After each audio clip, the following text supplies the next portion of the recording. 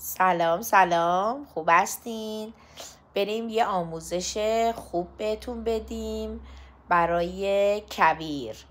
وقتی که میرید کویر، برای اینکه عکساتون با لباساتون ست باشه و خیلی خوشگل در بیاد، میتونیم یه دونه روسری کویری مربوط به کویر باشه یا روسریای سنتی برداریم، اینو ببریم به سمت عقب، همونطور که تو تصویر میبینید.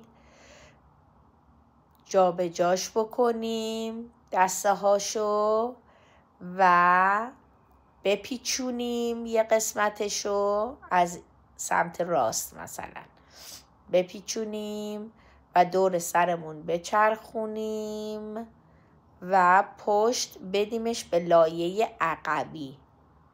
دسته دیگه روسری همینجوری باز باشه، همونطور که تو تصویر میبینید. بردم اون پشت و پشت روسری رو فیکس کردم. بعد اون قسمت جلوش رو هم مرتب کردم. تموم شد. به همین راحتی میتونید حالا عکسای بسیار زیبا بندازید. برید و عکسای خوشگل خوشگل بندازید مثل من.